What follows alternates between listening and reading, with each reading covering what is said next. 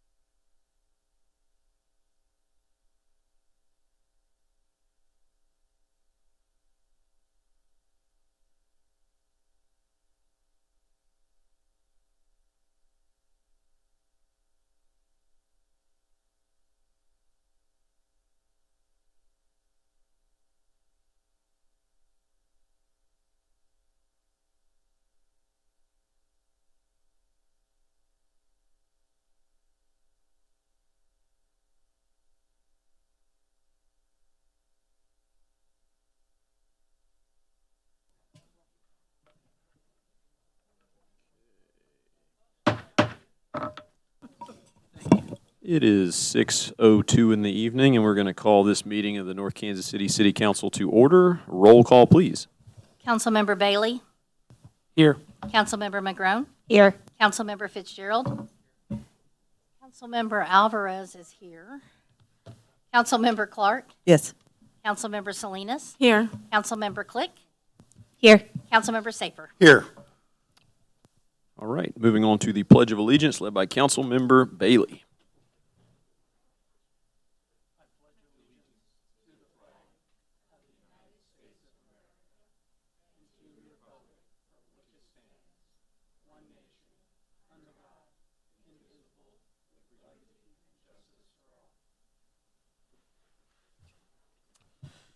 Next up is approval of the agenda. Do we have a motion?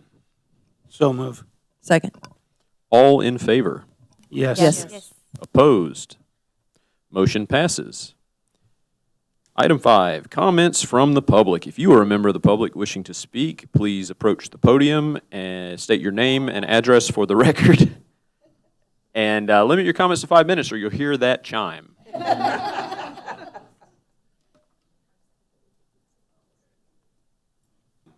Good evening, Mr. Mayor and Council. George Schluter, 800 East 23rd Avenue. I looked at item number 16 that deals with the weeds, the tall grass and everything, and I am completely confused. I asked one of the council people before the meeting, and he talked to a zoo, and it sounds like to me, once we decide the weeds are too high, we're still going to have 15 days to get it cut. And that seems like to me ridiculous, because if it's at 8 inches then, it's going to be at 15 inches by the time you get around to it. I think you need to look at that again. And I think item number 17 on exemptions to the building permit are very great, but you know my issues with the building department, it doesn't seem like we get one thing squared away, and this one just sounds like more confusion. The idea of accessory buildings is a good idea, but I'd let you all, hopefully you'll take a strong look at that and see, be sure it's fair and equal for everybody. Thank you. Thank you. Further public comments? Good evening. I don't know if this is when we're supposed to get up. I'll look at Rich if he This gives is- me the this nod is or you. not, but I thought it was. Hi, I'm Julie Sola, the general manager for Harrah's, right up the street. I'm Tim Ficus. I'm the Vice President of Operations and Marketing. I've been there for 18 years, and amongst my many hats at Harrah's, I also am a wizard of pickleball and on the North Kansas City Police Foundation board. True story. Just wanted that on the record. No. So we, with the Chicken and Pickle Foundation, just recently did charity fundraising pickleball tournament, amongst other things. You had Jenga and a bunch of stuff, and raised $2,000 for the Police Foundation. So wanted to just share that. Julie's going to talk more about all the other things we do with the community, but we do have a check for $2,000 for the Police Foundation, which I'm not sure who we're giving to because the chief's not here right now. Yeah, we've been up in Liberty all day for the Vasquez trial. Thank you for that. So Tim's going to present and accept, I guess. So anyway, so yes, I'm Julie Sola. I recognize many of you. We just celebrated our 31st year of being open.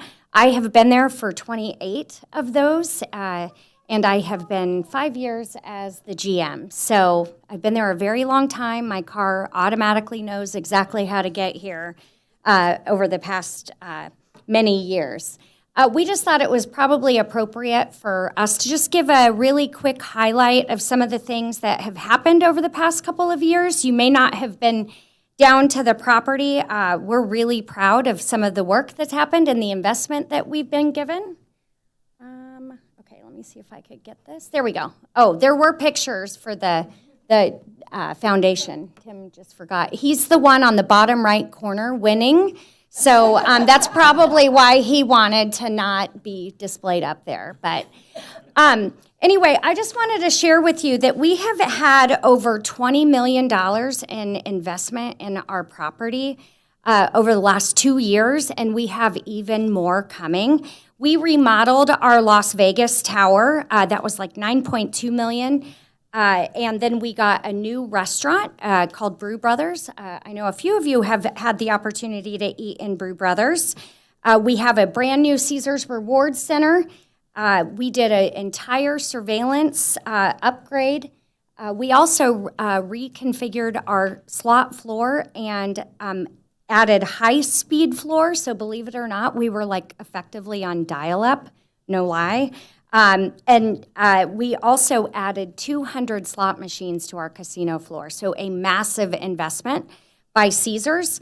And then over time, the carpet gets a little gross, and we had added new casino carpet. So if you haven't been out, it looks absolutely stunning. We are super happy, but also very happy that a lot of these projects are behind us because they are a massive disruption. But all of this is to just continue to grow and generate more revenue and generate more excitement for people to come, and especially as World Cup is coming. We are just getting ready for all of that. The other thing that we have done is really focused on security and safety, and I got to tell you, the Chief of Police has been a massive partner for us in this.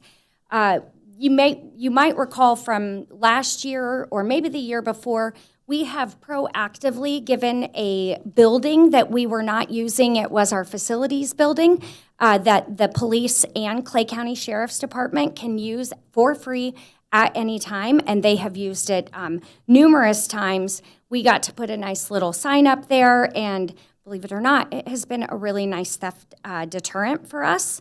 But one of the things I really want to kind of speak to is we had a session last year. It was a tabletop exercise. It brought together North Kansas City Police, Clay County Sheriff's Department, the Missouri Gaming Commissioner officers that sit on property, a number of our property leaders, members from North Kansas City Hospital, and members from our Caesars Entertainment Security Intelligence Center out of Las Vegas. And we came, it was probably a half of a day kind of exercise where we walked through if an emergency happened, if we were in some sort of crisis situation, what is all of our roles? And I got to tell you, oh, I'm done. Okay. Take another minute or so. Okay, sorry. I got to tell you, it was really eye-opening, the things that, law enforcement think of that we probably did not think of. There are a number of changes that we've done. Like, we have vernacular like, oh, the district. They're like, we have no idea what the district is, right? And so it has really, opened our eyes, and we are going to continue to really just make sure that we stay really ticked and tied on keeping safety top of mind. We've added weapons detection units. We are also looking at a kind of system named Zero Eyes, which will continue to help us with weapons detection. Facial recognition is also on our agenda. So these are all things that we want to continue to make sure that we have the safest place for people to come and play. Next, I just want to briefly mention our charitable donations for the past year. We've donated over $180,000 to various causes.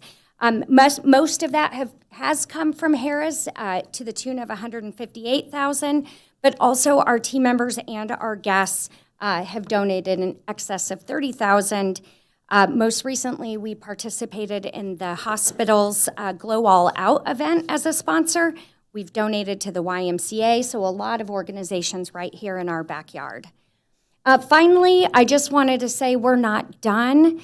We have Caesars Sportsbook that we're launching on December 1st, so that is just right around the corner. That was approved in the state of Missouri, so it is going to be on the casino floor. I have a little rendering of it. It's just kind of like a betting window. We'll have 19 kiosks, and then individuals can also do sports wagering on the app, the Caesar Sports mobile app. We're already in the design phase of remodeling the second tower. And then, of course, probably much like many of you, we are just getting ready for World Cup. We're going to be ready to host. people from all over the world and really just make it an awesome experience for them at our property, but also in the city. So sorry for going over, but thank you so much. We love our partnership with the city and just appreciate what you all do every day. So thank you. Thank you, and thank you to all you do with the Harris Charitable Fund and the Police Foundation. Every event citywide I go to, Harris is a title sponsor, and we can't say enough how much we appreciate all of that. So thank you for doing that. Thank you. Further public comments?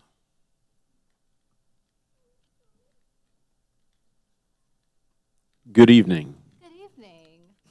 Hi, my name is Shelley Carmen Brown. I am a volunteer with People Not Politicians, which is a coalition that has recently started to fight against the gerrymandering and the redrawing of district lines that has just been kicked off this fall. So I imagine many of you are aware that back in September in Jeff City, they voted to change the district lines in Missouri, which is outside of the timeline that is expected by Missouri law. The usual structure is when there is a census is when we redraw the lines. And we have laws in Missouri that allow people to be able to speak to changes you want to make. And so we have a petition. I have a copy of it here today for people to sign if you're interested. Basically what this means is that you want to be one of the 170,000 signatures that are required to get it on the ballot, so that the people can vote to decide if we want to change those lines and have that be the people of Missouri deciding instead of politicians in Jeff City deciding for us outside of the census timeline. I'm really fortunate to have been trained as a volunteer with that organization. It is a new one that's focused on this initiative. And if you are interested in learning how to get those signatures, be a part of it, I'd love to talk to you. You can grab me right after the meeting, and then I'll be around to gather signatures if people want to, again, be part of getting that on the ballot so that people can have the voice and decide what we want to happen with our lines that will impact North Kansas City. I live in Midtown, so that area as well. We want to have voice in that. So thank you for your time. Thank you, and thank you for doing this. Substantial impact on these redraws to North Kansas City. And, Huge impact. By the way, if I can have 30 more seconds. Yeah, go for it. It's my personal perspective is that oftentimes we don't have the same priorities as people who live in more rural districts or people in different areas, and it will make a big impact. So grab me if you want to talk more, but I am very interested. If you want to volunteer or have more to do with that process, let me know. Sorry I interrupted you, Oh, Jesse. you're good. Thank you. So let me ask you this. I signed the petition a week or two ago, and then I read that there was a legal challenge that the petition had been circulated before the governor signed. So signatures predating that signature are still valid? They are valid. Okay. Yeah, the law does not say anything about if you signed before the governor had signed. It just needs to be within a certain window of time after it passed in the Senate and in the State House. Very good. Any Shelley? questions? For those of us who are people who are watching online, how would they find or someone to sign with? Amazing. So if you go on to mobilize.us, I can write this down if people want to grab it from me, but it's mobilize, mobilze.us/PNPMO. That's where you're going to find information about all of the events that are happening, either where there will be people gathering signatures, training for volunteers. So if you want to or want to know someone who is volunteering, you can reach out there. They also have the website and the email where you can reach out to the people who are driving that priority. I'm a volunteer, so I'm not as involved there, but the staff will be able to give you if you want to know more. Very good. Any further questions? Again, thank you for doing this. Thank you for your time. Important work. Further public comments?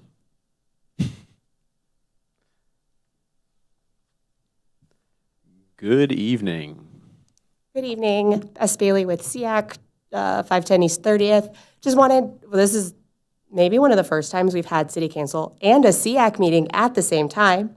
So I just want to remind everyone that SEAC meets on Thursday at 6, and we'd love to have anyone there, people listening, people on the dais, people in the audience. This week we're meeting, and we're going to do our election for leadership positions, which are co-chairs and our secretary. We'll also be discussing some of the ways we're going to keep our history as well as our organization structures, if you're interested in that. and ways we're going to introduce new members in the future. We'll do updates on some of our subcommittees, and we'd just love to have people there to know what we're planning on doing moving forward as we continue to form SEAC. Thank you. Thank you. And if you, I'm looking at you all out there watching, are interested in joining the Community Enrichment Advisory Committee, please submit an application on our city's website. There may be some openings coming up. Further public comments? Seeing none, we're going to move on to ceremonial matters. Crystal? Fire Prevention Week proclamation. Is there any action item on this one? You told me, but I forgot. Okay. Fire Prevention Week. Thank you for all you do. Check your smoke detectors and your fire extinguishers. Make sure they're ready to go. Okay, moving on to the consent agenda. Do we have a motion on the consent agenda? So moved. Second. All in favor? Yes. Yes. Opposed? Motion passes. All right, regular items. Item 15. Discussion of Northland Assistance Center services for emergency cold weather housing and emergency lodging. All right, Rita, welcome. Welcome. Always enjoy coming up in front of all of you. Just a little history for those who are new, that we have been providing housing for the unhoused in the American Inn since 2020. Year to date, $140,000. All right, that represents 2,035 rooms at a cost of about $70 a night. So for those of you who did not know we did this, this is what we did. Last year was a ridiculous year, and I understand that, which is why I think that Mike shared some of the restrictions I think need to be put into a new MOU, so we're not bringing everybody from Jackson County to my door at 8 o'clock in the morning. It's not like I don't want to house Jackson County, but we serve the Northland, and it is North Kansas City's money, and so I put some things in. I've had objections off and on, not really objections, but questions, and I want to answer them really quickly. Number one, there are no homeless shelters in the Northland, none. I can't reiterate that enough. I've done that for 5 years now. We do not have homeless shelters in the Northland. It's a sad thing. I'm a only full-time employee at my agency, and I do not have the time, and I'm really too old now to take on a capital campaign, but if anybody would like to do that, I would really, really appreciate it. Also, it's been asked, why are not other people contributing to sort of these sorts of things? North Kansas City Hospital is now contributing money for individuals when they're released from the hospital and they have no place to go, that they're giving me money for that. And we put them up at the Super 8 Hotel. And that's an ongoing funding. It's not like a finite amount of funding. Next question has been, well, we've always incorporated in kind of this other grant for our emergency providers. I received a grant that was greater than what I thought it would be, and I have discretionary funds, so I'm putting $5,000 of that aside. And I actually used it on Friday when Officer Mike called me, and we put somebody up for 3 days in a hotel for our agency to take care of that. So when I come before you, I'm only asking for the unhoused when it's cold. And I've stipulated, I think that Mike shared with you what some of those things would be. Also been questions about if it's really cold, you know, people have stayed out when it's really cold and they've survived. Well, Mega Kansas City is providing clothing, shoes, that kind of thing, just say clothing in general to keep this quick, and sleeping bags. But they're not providing sleeping bags that can put people comfortably in under some of the weather conditions we've had. My point, and one other thing, I've also been questioned about Harrah's money. God bless Julie if she's still here. But we have in the past, and I'm not anticipating, I don't want to put the cart before the horse, money from the Harrah's, and it's been questioned to me, why don't we use that for the homeless? Well, I've always used the Harrah's money to take care of our residents here in North Kansas City. We paid their rent and their utilities. They have to be North Kansas City residents. I know it's not a stipulation that was brought to my attention before, but it's something I feel really passionate about. Again, timely, we just paid 2 people's water bills last week. So I'm going to continue, and if you fund me, that's fine or not, I'm going to continue to do those fundings for that. So I'm here to ask you to continue to fund the unhoused when the weather gets really cold. I think Mike sent you how I want to tighten up this MOU. I didn't write the original MOU, and I started tightening it up last year when I realized this is getting out of control. But I think some of the things that I'm putting into place will make people feel more comfortable about spending money that belongs to the city. So I'm just going to go over them quickly. Number one, we're always going to contact the south of the river to see if there are any vacancies. I can assure you, every morning at 5 o'clock when I call and try to make these calls, they're all full. They're full. There's never been an exception to that rule. Chronic homelessness. Chronic homelessness is defined as 6 months with being unhoused and going to other agencies so that your needs are taken care of. We have about 20 to 25 people at this time who meet that criteria of chronic homelessness. Also, homeless letter. It's important to me that we work with other Northland agencies, and we're working with a Turning Point. We send people to a Turning Point all the time. They have many more resources than we do. I am not a social worker. My coworker is not a social worker, and they can provide services we cannot provide. And when we receive homeless letters from them, we realize that these individuals are chronically homeless in the Northland. Valid Missouri ID, another service that Turning Point provides. We have spent all summer getting our people that we've been working with for sometimes years to get up and get their IDs done, because they will make that happen. So the individuals that will be staying at hotels will have a valid Missouri ID. They will also have a Social Security card.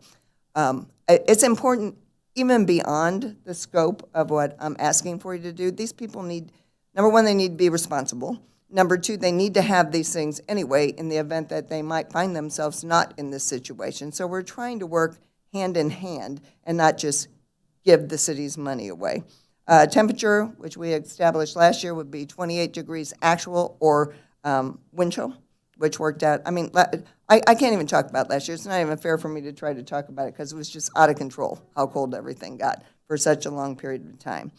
So that would be something that I would like to see actually in the MOU, which was in the MOU last time. Couple things. Did a little research before I came here.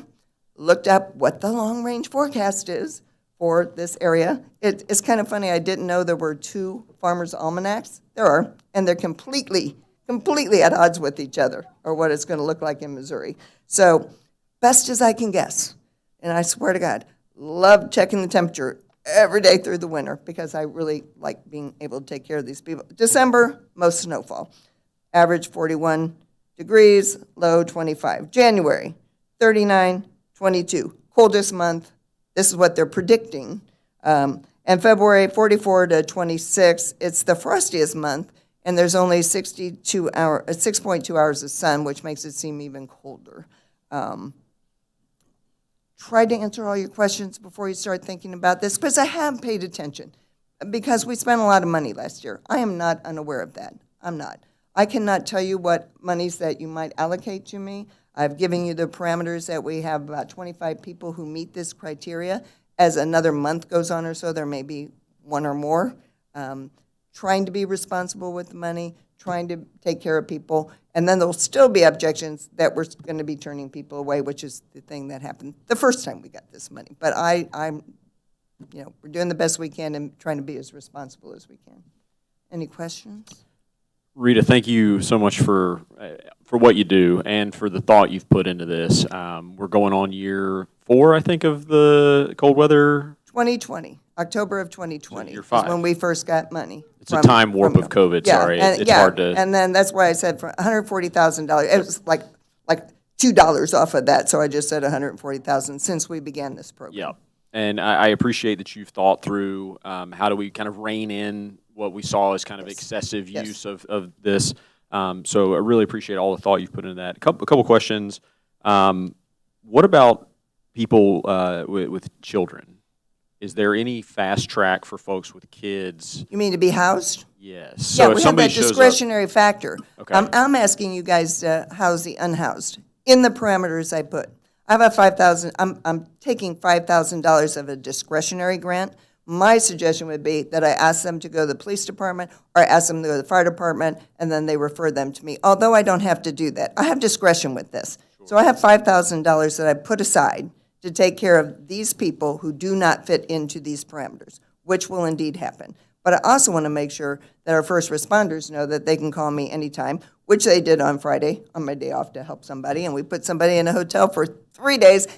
Weirdly enough, American Inn was full, and the woman had cats. So somehow or another, I managed to get her into the Super 8, and we did it anyway.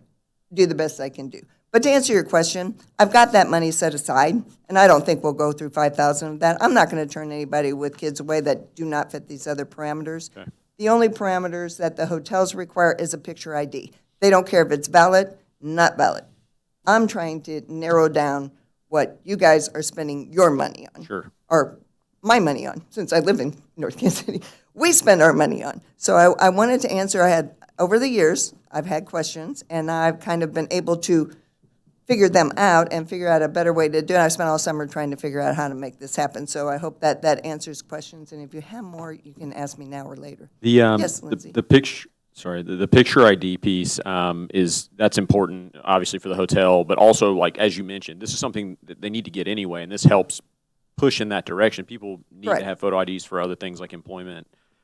So that's useful. I looked down the document, and I'm not certain as far as the MOU attached here.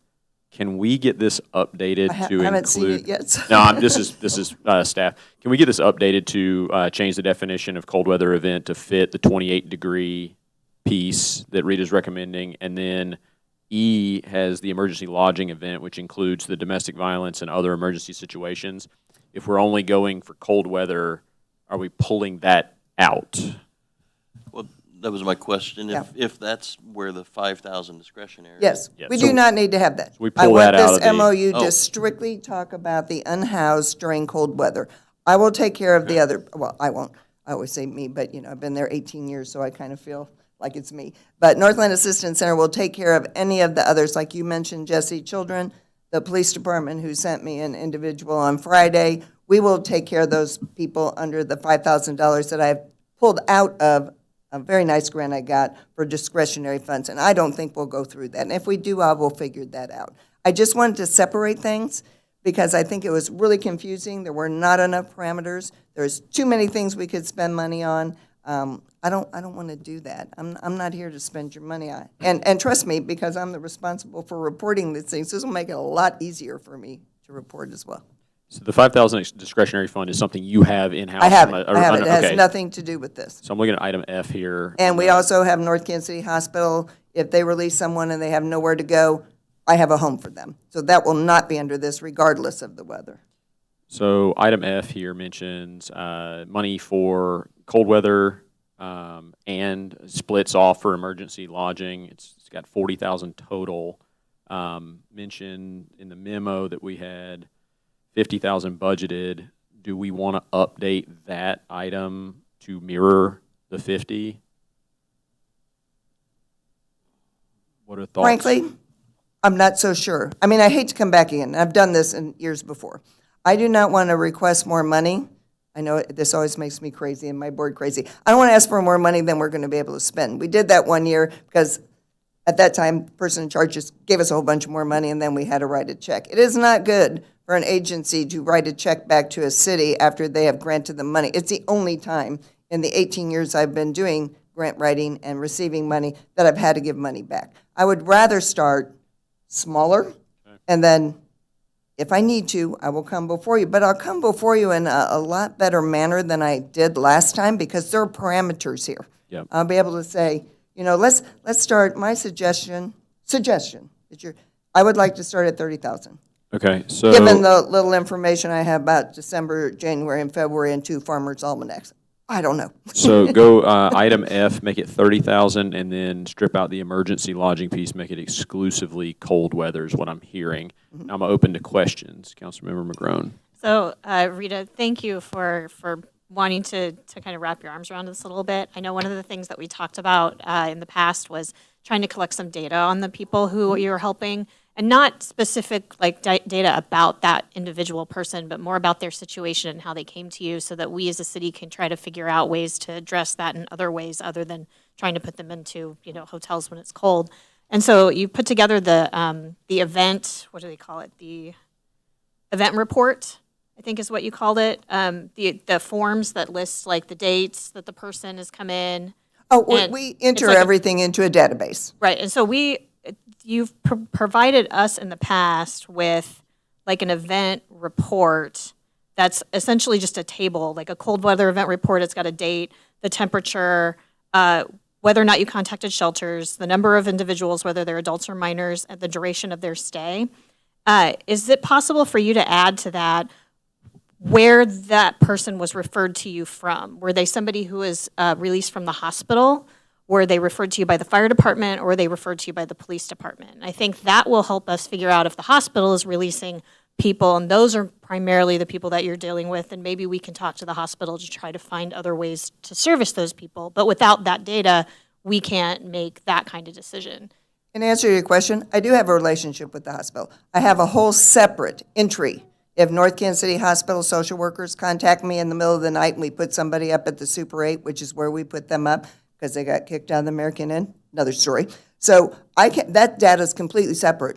Has But as nothing far to as the do with report this. that you give to us, because No, I don't think I can share North Kansas City Hospital's report with you. when you use city funds, these funds that the city is going to give you to put somebody up into one of the hotels because it's cold, could you identify where that person specifically was referred to you from that you're spending city service money on? So are you putting somebody up in a hotel because they came from the hospital?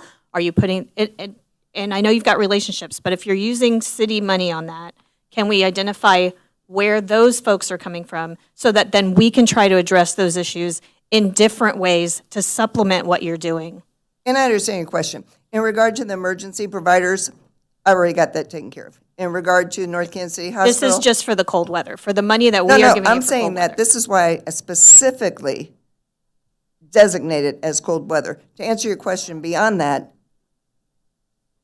due to many, many reasons, the individuals who, as I've said, we've identified 20 to 25 people who meet these other criteria. They're chronically homeless. We do not ask people why they're chronically Right, homeless. but let me just point out that in the sheet that we got for the That was MOU, last and I year. don't know if you have it. I don't. There were 3 ways that somebody could be referred to use this money. So I this is the understand. information that I'm going off of. I'm sorry, Those I 3 don't- I ways don't were have that. medical care with no other type of lodging available, a victim of domestic violence referred to by police or fire, or another emergency situation referred to you by police or fire. So all I'm asking is, can we distinguish which people were referred to you because they were medical, by the fire department, or by the police department? I would prefer we don't even use that as a category because this money is not going to be provided for those individuals. I'm trying to figure out a way for us as a city to find other ways to address this problem that we have other than relying on your group to solve this problem. Okay, I So appreciate because that. your group is working so hard to solve this, any data de-identified or genericized that you can provide to us to help us figure out where these folks are coming from and the types of issues that they're facing, then we can address it from a legislative perspective and not have to always rely on your organization to solve these problems. And I appreciate that, and I've been trying to do this for 18 years. The problem with dealing with the unhoused is they are not really happy to share information as to how they got there. The way they're going to come to us is by meeting the criteria, which I've asked in the MOU. They will have a homeless letter. They're chronically homeless. They have an ID. But are they referred to you somehow? Well, yeah, anyone in the Just North tell us Land will. how they were referred to you, just And as some an will not extra be. column. Some will not be. Then So- say this person wasn't referred to me by anyone. Just how did this person find you? That's Okay, all we want to know. Just how did you find this person? How did this person find you? Well, right now, Lindsay, the 25 people that I've identified, they've been coming to us for 6 months or more. And they came to us, and some of them have been coming to us since even before I've been there, and I've been there 18 years. So they just kind of find you when they're homeless. Okay, then that But can I've- be if the turning indicated point- in a column. Yeah. On the same report that you can provide to us, just long-term person or Chronically homeless, would that work for you? Because I That don't would, wanna- but it would help us more as a city, I think, if we could have, and this is the same thing we've been asking for years, is I know. more data. And you're the person that can give us that data because you're on the front lines of getting that data. Well, let me talk to MAC, which is where we put our data in. I don't think, frankly, right now, tonight, I can't tell you how that can happen. This is still going to be anecdotal. This will be myself and my coworker saying this is what somebody said to us. It's not going to be verifiable. It's not going to do anything. We can, I don't Then know. I think we might need to redefine what's in our MOU, because what I see on item E is an emergency, this is a cold weather event. All right, so we're not going to rely on any of that. Well, then it would be really helpful if we could figure out then how these people find you so that we can tackle it from a different direction. I would like that too. This, to clarify, this is an older version of the MOU. Yeah, that MOU. So that's why I was pointing it. So item D would be, we would redefine the cold weather event, and then we would strip out item E for the emergency lodging events, if that's the direction council wants to go. Rita has the grant funds that would cover that emergency lodging event, similar to what we did before. But I do agree, if at all possible, however somebody reaches you, just make a note of that.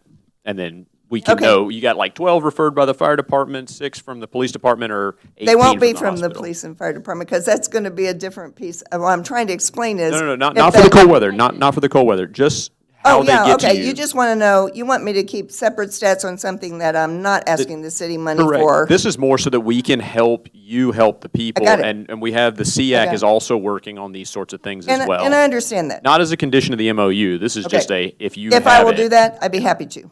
If you Awesome. want me to, when North Kansas City Hospital refers people to me, I can't share any information about them, but I will just say they need a Numbers. place to go. If one of the police or fire department refers them to me, when possible, I'll share what that circumstance was. The last one that happened on Friday, she was living in a car in front of my house, literally, and I called the police department, and my husband said to me, this is kind of a funny story. He said, you know what, they're going to call you. And 2 seconds later, Officer Mike called me and said, Brita.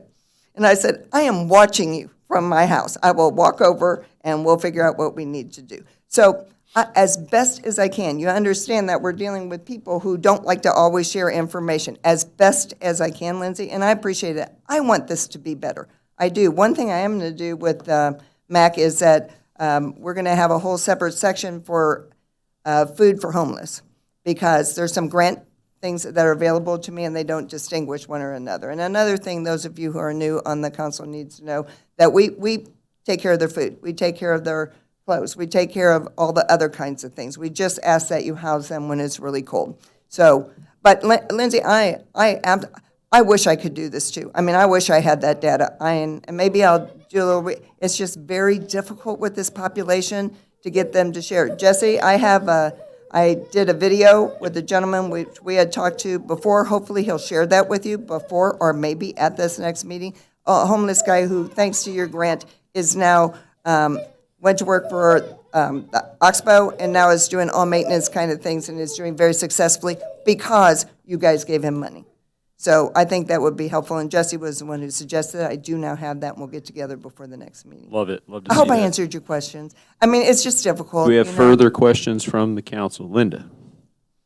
Just a quick add to what she said, like if somebody's released from the hospital maybe late at night, they can't get a ride home, they can't get a hold of a relative, but they need to leave the property. If they come to you, they might say, hey, I just was released, I can't hang around the hospital, I don't have a ride. They might tell you something like that, if something like that comes up. So if you could just. You mean directly? What usually happens from the hospital since I've started working with them last year is I get a call from a social worker. Somebody releases these individuals. After the unfortunate incident that happened last year, they immediately got a hold of me, and we've taken care of that situation as best as we can. So if somebody is released from the hospital, they have nowhere to go, the social worker will call me, and they do call me in the middle of the night. And they now have to stay at the Super 8 because unfortunately they released a couple people who were should have probably been a little bit more medicated, and they're no longer welcome at the American Inn. And I still found a place for them in less than 24 hours after that happened. So I'm working on it. Yeah, I understand, but Yeah, I just. but yeah, a and quick- if they just somehow wandered into the police or fire, then, and said that, and they didn't come from the hospital, they all have my cell phone number. And we And would whether do it's- that under that yeah. $5,000 grant. Whether you can verify it or not, just, but No. if that's what they tell you, then that's what we would kind of like to know. They don't have my Fortunately, these people don't so far have my cell phone number. I usually get them from the hospital or emergency providers. So they would probably have fallen into the fire department or the police department, like what happened on Friday. They would call me. We would accommodate, as long as they were otherwise appropriate. I just have another question. Where's the Super 8 at that you're? It's out by the Argosy. There's a Okay. Super 8 motel out by the Argosy. So, Okay. got two places. Any That's more further expensive. questions? Councilmember Click? Just out of curiosity, because I wasn't here last year, and I'm grateful to learn about all the work that you're doing. You said that there's currently about 25 people who kind of meet these stipulations that you've lined out. I know you probably don't have a specific number, but if you were to guess, like how many additional people last year kind of came asking, seeking help? A ton of them, because the MOU was very, very unclear. So I myself set up stipulations that were not even in the MOU. This is why I put these stipulations in. I don't want to spend a bunch of the city's money. I don't, and frankly, Jackson County's got a whole bunch of money that they're throwing into the homeless right now. So I'm not even as sympathetic as I might normally be, and I am a sympathetic person. I take care of Clay and Platte County and the Northland as best as I can. Are people going to slip through the cracks? Maybe, but not under these stipulations, they won't. What might happen is if they started coming to us in June and they don't come until January and they're 6 months chronically homeless, they'll fit that category. But it's not going to be another 20 or 30 people, I can assure you. Okay. And I just specifically, I was curious about the Social Security card stipulation. Do people typically like have that with them? No. Or is it just like they have one in general, like basically have a Social Security number? No, they don't, and I want them to have one, and there's no reason why they can't get one at a Turning Point. Every one of these people that we've identified so far as chronically homeless, we have dogged them to get down to a Turning Point. Gotcha. And Okay, now, so that's another service on that they file, do there. we have, and not just, because I want to set up these, it's not even that. It's just, these people need this information. If they're going to move forward, they need to have a valid ID, and they need to have a Social Security card. You can't get a job without it. So if they choose to move forward, at least we're forcing their hand if they want to stay in a hotel when it's cold. And do you typically, like in the past, have you kind of kept us up to date on how things are going? Like after there's a really cold day? Yes. Okay. I turn in, and Mike and I are going to talk about the format because it was really unwieldy, but it might have been that many people. I keep copies of every one of the folios, which is the receipt from a hotel. I keep copies for the city, for myself, and in their file. And then we enter everyone into a data bank. What was a whole lot easier until the last couple of years was I could come before the city council and just give you a report on the number of people we served and how much we've spent. If the city still requires me to turn over all the folios to Mike, which anybody can look, I can do that too. So however you all want to set that up. It is really cumbersome. It won't be as cumbersome this year. Last year, it was unwieldy. It was crazy. And also, so you know, because you're new, that we do ask for 5% administrative fees on whatever you award us, because there is a lot of paperwork that goes into it. And it's typical. Further questions? Okay, is this a direction the council wants to go on what we've discussed? To summarize, we would be redefining the cold weather event as 28 actual or wind chill. We would be stripping out the emergency lodging event to be medical, because that hospital's funding that.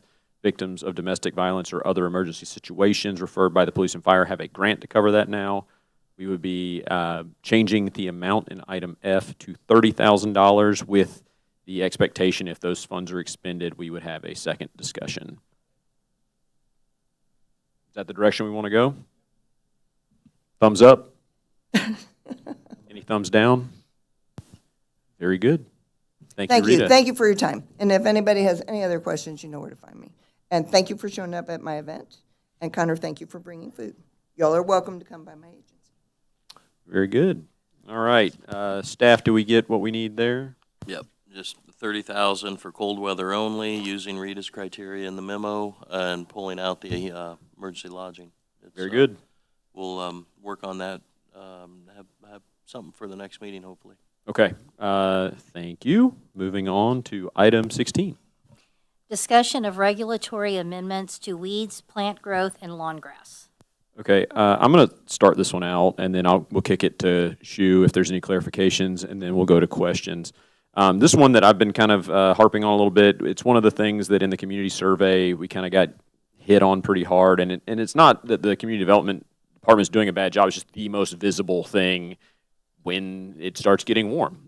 Grass grows very quickly, and things can get out of hand pretty fast. So we are looking at, first, making it clear what the grass height or height of vegetation should be. Right now it's defined as 12 and 10 inches in two different parts of our code. So we need to shore that up and decide on a number. And then talking about what happens when there's a violation noted, how we're going to go about correcting that. And one thing that I've been pushing for, similar to other cities, is getting those weeds and grass cut down in a timely manner. And we can talk about what timely manner means. But other cities do this. Liberty, for example, will go out and cut the grass after a certain amount of time. And also to have signs staked in the yard letting the property owner, letting the resident know this is coming. And once we've mowed, we invoice them. If that invoice is not paid, we put a lien on the house so that we get paid through the county tax collector office at the point of sale or through any other means. So, Shu, let me ask you this. On the time frame, the 10 days for violation to be corrected and 5 days if the property failed to comply nor file appeal, is that statutory with the state? Is that why we have 10 and 5? Long story short, yes, it is. The 10-day notification is a statutory requirement. So the 10-day is you either correct it or you can appeal it. That's where we call notification date. Okay. And the 5 days after from that 10 days point. So total together, 15. 10 days statutory. Is the 5 also statutory? Is that just like when we can get to it? I believe that is as well. Okay. And also, I just want to emphasize one thing for repetitive violations, meaning not the first time, we've been down this over and over, which we found this is really where the problem is. We don't have to give another notification period of time and wait for 15 days again. We can just go and cut it. So we get that first notification in late March, and then we'll just take care of it. Very good. And putting out those signs, I think, will help people know that we're paying attention. Because I get the questions like, hey, there's a yard with tall grass. Did anybody even see this? And so putting the sign in the yard says, hey, we're on top of this. We're working on it. Okay. Open for, is there any clarification on that? Yeah, I think you covered it really well over there. We really just wanted to put the sign over there. And on the same day, I just want to make sure everybody is aware that when we post the signage, we also send out the notification. So there is a notification notification of violation letter that goes out the same day as the yard sign posted over there. So it's not the only channel we're communicating this to the property owner or tenant. We are still following the statutory requirement of sending out notification. It's just this way it is more obvious. It gives the appearance and it help people comply with it. We did find it is helpful. About 95% of them really corrected before we have to schedule to mow. And it is really just a very few property owners that has this repetitive violation issues. And like I mentioned earlier, when there is repetitive violation that's been confirmed, all we need to do is to confirm it. We don't give another 15-day period of time for waiting to cut it.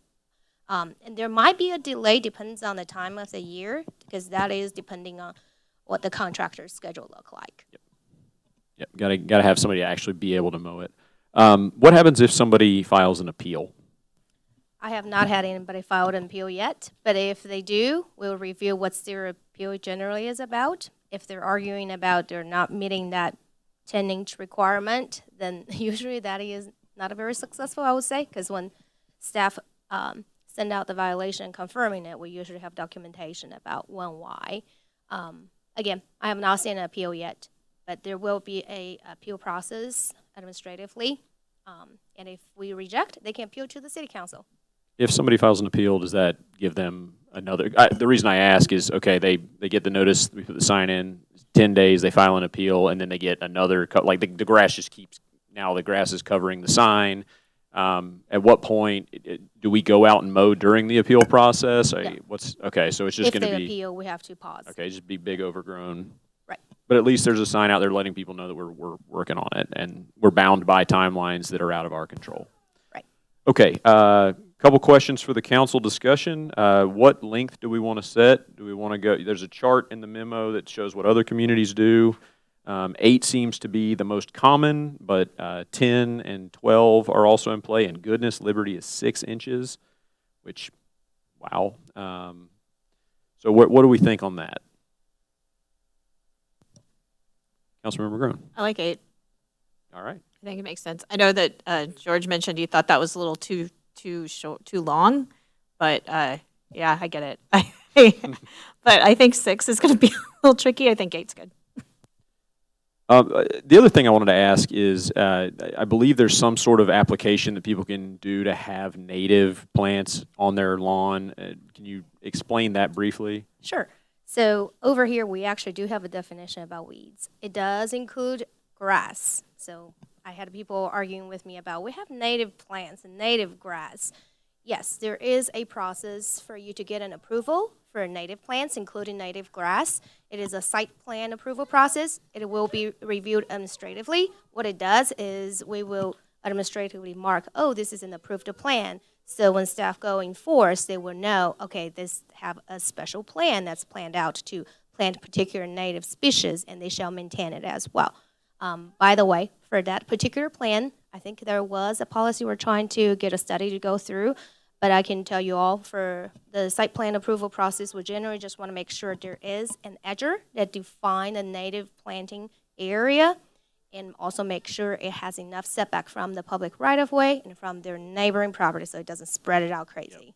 That's really the ultimate goal for it. Very good. Because I do want to support people's desire to have native plants in their yard. It's better for watering and all that. Grass is kind of silly, to be completely honest, but if people are having grass in their yard, I want it maintained, and that's the general goal. So 8 inches on the table. I agree with that. I think 8's good.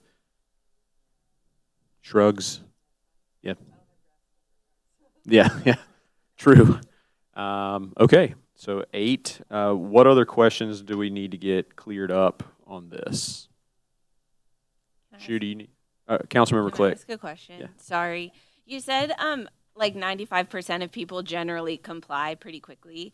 Has there been a situation where people are like sick or ill or like have to be out of their home for some amount of time and it causes this issue?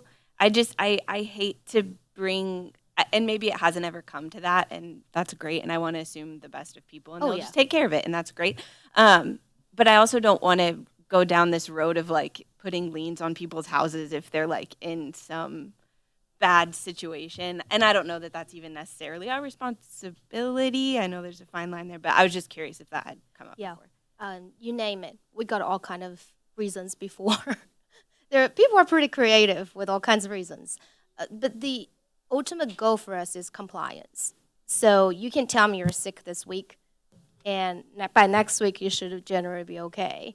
And you can tell me, yes, your in-law is sick again, and then by the week after, you should be able to mow it. So in other words, what I was saying is we do have staff that are generally reasonable in giving the amount of time. What we're seeking for is the initial response and the compliance. So it depends on the scenario and the situation. Yes, we do work with people. And we'll also, I'm meeting tomorrow night with the Neighbors Helping Neighbors group that is going to be focusing on things like this, where if somebody is sick or unable to mow, and if a sign shows up in their yard, that's an indicator that, hey, they may need some help getting things mowed. And we're going to talk through that. So there's some community effort for this to be helped as well, in tandem with getting the signs out and starting to get things enforced and in compliance. Councilmember Saper. Just a suggestion, since it's 8 inches and then 15 days of more growth, I would suggest the signs be put out on a very long pole. I initially suggested that the signs have inch markers along the side, so that like there's really not an argument that it's not tall enough. That's the official, yeah. So I don't know if we can get those printed later. I know they're not on them right now, but Councilmember Alvarez. Yeah, I have a couple questions. I know we have a lot of rental property, so the letter, I guess it's a letter, a form letter, whatever, that goes out does it go out to the resident and the property owner, or just whoever is residing in the house? It typically is to whoever residing in the house and the property owner, So two separate ones go out? typically. Okay. And if we don't know who lives in the house, then well, we just don't know who lives in Yeah, the ultimate responsible party is the owner of the house, It and is, they would be the okay. one that get billed, invoiced, and the lien on the house if it gets that far. Not to be negative, but I'm curious as to the cost of the signs. I saw a house that was on 23rd or 24th, I can't remember, in the 1400 block, I think. The yard's pretty bad. There was a sign put out in it, and by the evening, the sign was gone. And the neighbor had said that guy came, just tossed it, threw it away. So if we have several signs that we're putting out, or do you know if people are just, I don't know how many you've put out, but are they taking them and tossing them? Do you get them back? I mean, because the point is to have the sign out there for people to see, like you said, that you're working on it, but if they take it and toss it, I'm curious if you've Yes. had any. On the sign, it did say you're not supposed to take it and toss it. It did say that, but we have had a couple people just taking it down and toss it. So the cost of the sign generally is about $12 to $15, and depends on if you're ordering a bulk amount of them. And right now, we're just waiting for amending the actual length of the height, and so we can get the new signs at this point.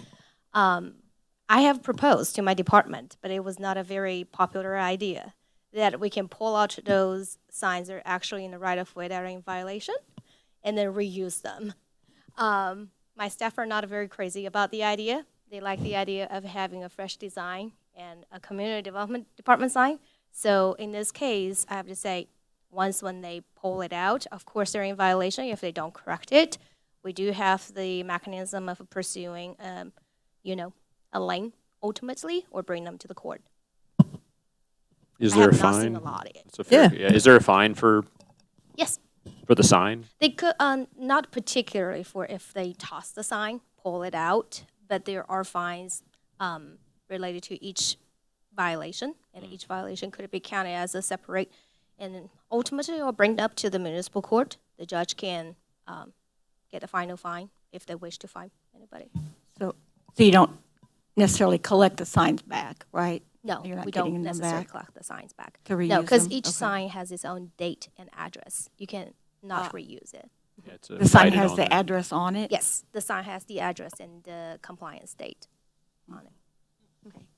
I do have another question. Then once they do get fined, then if they get charged the $50 or whatever, how long do they have before, to pay that, I guess, to the whoever? So we typically don't file every property at at its own time. We normally looking at a 30-day, but we're trying to do it a little bit more streamlining process so staff can combine a few together. So we typically give it about a 30-day to pay the invoice without any extra fines. And then after 30-day, I think moving forward, we have to discuss internally about what is the schedule look like when we're trying to file the lien with the county.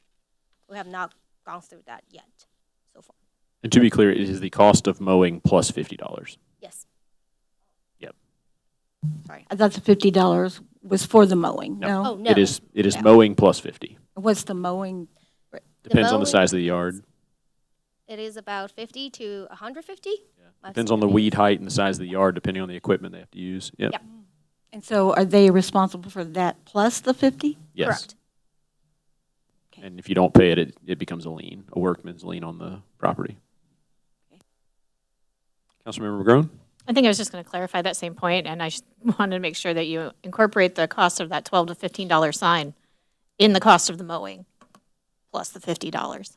That's a good point. Yeah. Yeah, that was the thing I'd throw out there, is just including that cost. Especially, it doesn't matter if we're getting it back, but including that cost. Yeah, agreed. Because it costs the city, so. Okay. Yes. Along that line, we can look at increasing the administrative cost to cover part of that. I think it should just literally be like a line item. I mean, if they're getting a bill, It's the cost of the mowing, it's the cost of the actual sign, it's the cost of putting the sign in the yard, that's staff time. And then the administrative cost is just us, it's like the cost of the city as a whole for having to deal with this issue.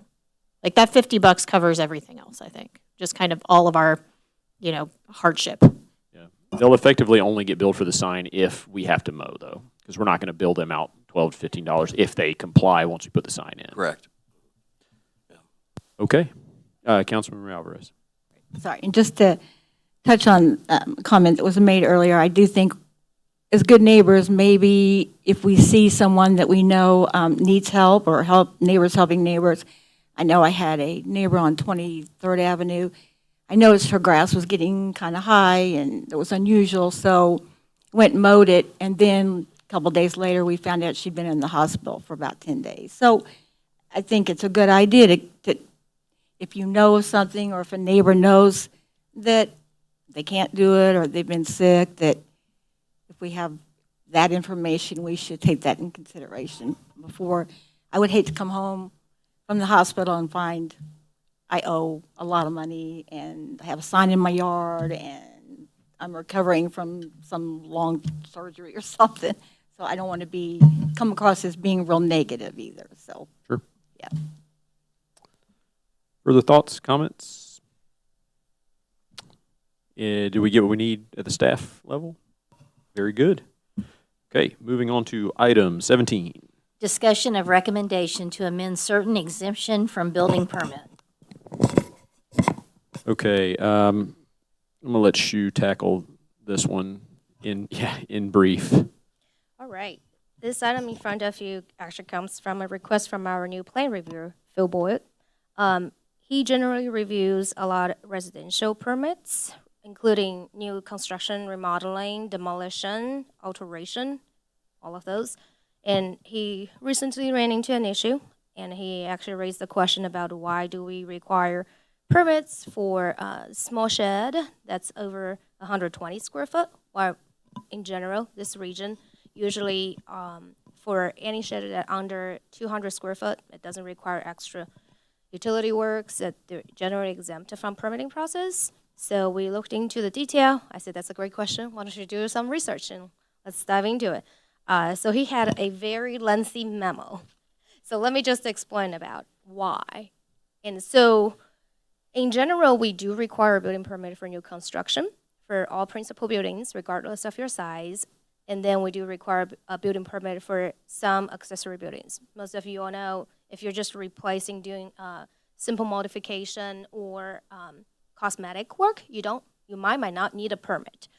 We have pushed out a public engagement component about when do you need a permit. I hope the community has a better understanding. We'll keep doing a little bit more of those work.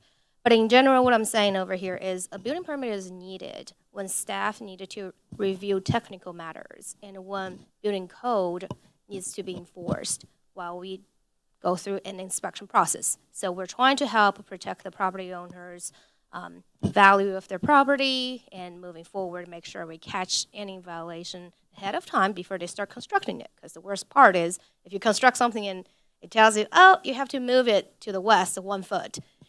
That's not reasonable. And usually that's not a reason for you to grant a variance neither. So moving forward, we look into the details. We found out, the International Residential Code in general, before 2015, actually had a requirement in that saying anything that's for a habitable room where people can live needs to be at a minimum 120 square foot. And so the city generally arbitrarily took that number and made sure, all the accessory structures that are not meant to be habitable for people, for dwelling units, shall be 120 square foot or less. And so that's where the number originally came from. However, that International Residential Code was amended since 2015. And of course, the city adopted a 2018 version. And at that time, it has already lowered the square footage to 70 square feet, meaning any room you're above 70 square foot, it is an habitable room per the International Residential Code. And our city just never really changed anything. And the reason for why they lowered the number, is due to largely for a national trend of discussing about affordability and how much of a space does a person really needed to meet all the sanitation, and of course the advance of technology. It's hard to believe, but I've seen very tiny, tiny houses. People can have everything, including a shower, kitchen, and loft within 70 square feet. So that is what I'm trying to say is that shouldn't be a criteria for us to limit what is the size of a storage shed anymore. And then when we look into this region, when we're doing the research, we found most of the cities use 200 square feet. And in our zoning code, interestingly, that in the chapter 17.16.020, it talked about a small shed, and the cutoff line for a small shed is anything under 200 square feet. So our zoning code already used 200 square feet. And when we were examining a little bit more, we're like, okay, if we were to exempt any of these accessory structures from building permit process that is under 200 square feet, we want to make sure they don't run into setback issues, because staff is not dotted our I's on reviewing the plans. If they have the capability to build a small shed, we want to at least make sure they have enough space in the lot. So we have to look into worst case scenarios where if you have a 25-foot wide lot and 80 feet wide deep lot, that is 2,000 square feet, how much can you build? And can you accommodate a shed to a size that is generally allowable and still within the setback requirement? And so this is where we check the number, and that's why we're not proposing 240 square feet. There are communities using 240. I know there are people want to just do a pre-manufactured shed that's 12 by 20. But sorry, we want to make sure that you're okay with that, so this is why we're proposing the max to be 200 square feet over here. There's a lot of math behind this one. For people who are interested in that, I'm happy to share all the details, how we ran into this number, but ultimately we wanted to streamline the process, help people build things that they needed, make their property value go up, and within affordable options. That's it. Thank you. So the 200 square feet, I'm generally a fan of stripping back some of the regulatory stuff on things like this with simple shed builds. Again, getting into the nerdy math stuff, it's a simpler foundation. It's an easier build process when it's 10 by 20. The setback piece is one I'm curious. So if we're not doing a permitting process, how do we make sure they don't build it too close to the property line? So the setback requirement generally for a shed is 3 feet.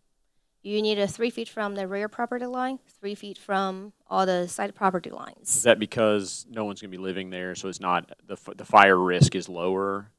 I know we usually have a 5 off or 10 away from the next structure. The 5 off is that, so the 5 off where you're talking about is the side yard setback, the interior side yard, meaning you have a neighbor right next to you. Right. So you give 5, your neighbor give 5, you have 10 feet. Yep. So the 10 feet separation generally is for protecting the principal building.